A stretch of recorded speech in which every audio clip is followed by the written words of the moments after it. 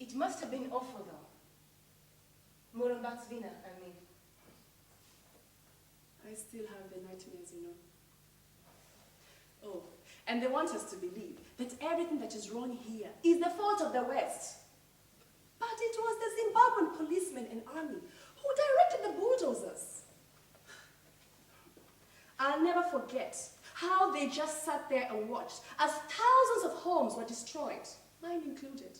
And all those desperate people, screaming, pleading, standing in front of bulldozers, trying to protect what little they had. They probably bulldozed right through them. The police? They pushed them aside into the mud. And the government calls this Operation Drive Out Filth. Well, there is a lot of filth around, and they are responsible for creating most of it. Of course. The conditions you lived in at Potter Farm were an embarrassment, so close to Harare. So they hide you away in worse conditions at Hopley, out of sight. Well, that's how a man cleans, isn't it? Brushing everything under the carpet. Exactly. We were headed off to trucks like cattle and dumped off at Hopley. If they had given us some warning, we would have prepared. There was nothing there. Just an open field. No shelter.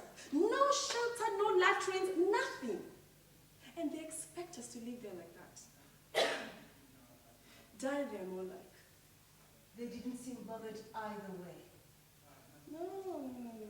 It's like we ceased to be people in their eyes. It was horrific. I find it hard to believe how all this could be happening. Or how it can be allowed to happen. And we can't stop it. I know. It's how we all feel, I think. It's like we're in shock. Or denial, maybe. Maybe so.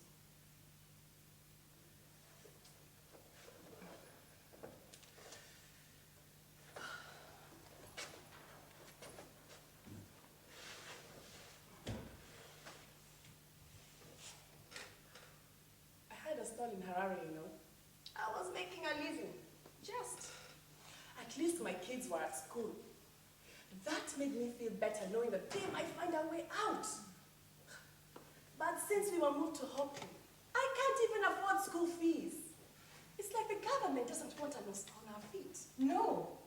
Not unless you support ZANU-PF, that is. You're permitted a voice only if it's what the government wants to hear. Which means you have to deny everything you see, hear, and feel.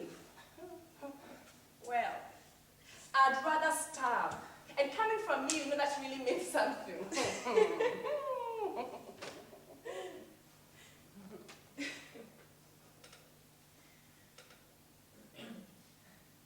The police, they threatened my old mother, you know, when they came to see me at Hopley. They asked her how many more political activists she had produced.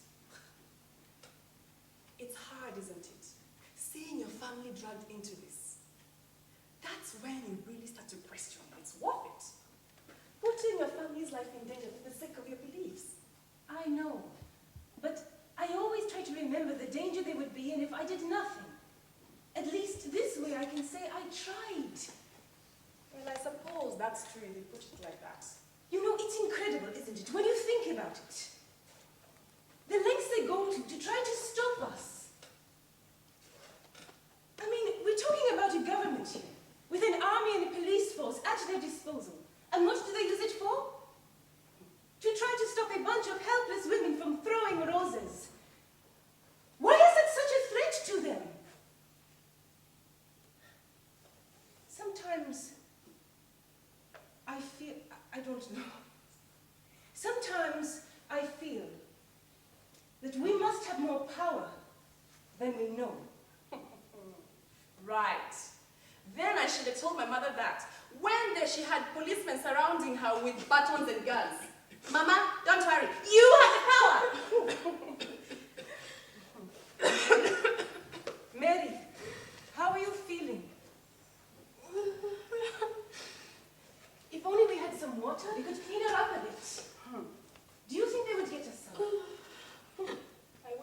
not too much hope. But if they know we need it, is there bad karma if they refuse us, right? Right.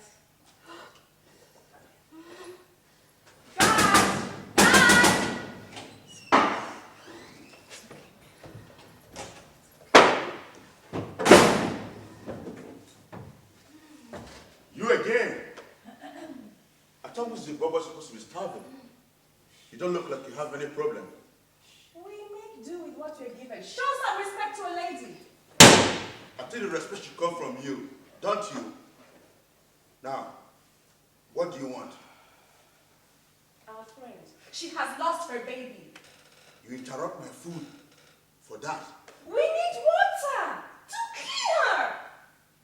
Woman, are you joking with me? She has rights to medical care too. Right! Now you're joking. Do you believe anyone cares about your rights here? We make our own rights here. They are very simple. You have one of these, you have any right to choose. So save your lawyer speak to impress your girlfriends. Okay?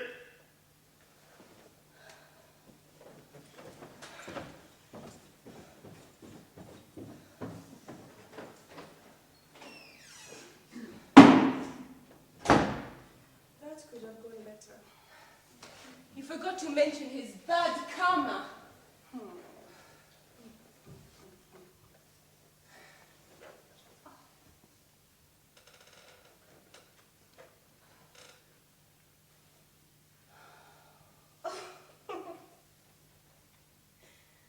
That's what that was. I thought I felt something pricking.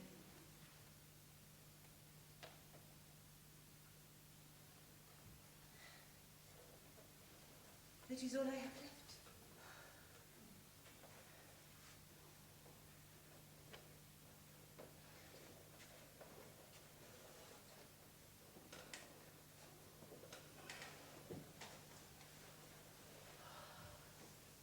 I sell flowers, you know. Funeral flowers at Grace. Grace? When I lost my store, I started selling funeral flowers at graveyard. I had to do something right. It's strange, isn't it? Making a living out of the dead. But it's a pretty secure way of earning around here. Not the type of life we imagined for ourselves. What about you, Constance? What do you do? For a living, you mean? Funny. The meaning of that now in Zimbabwe. How do I manage to survive, right? Well, believe it or not, I trained as a journalist. Oh my God. Not the best occupation for living. Not with the wrong views anyway. You said it. No. My career as a journalist was short, but eventful. I was arrested countless times. Harassed, beaten, just for doing my job.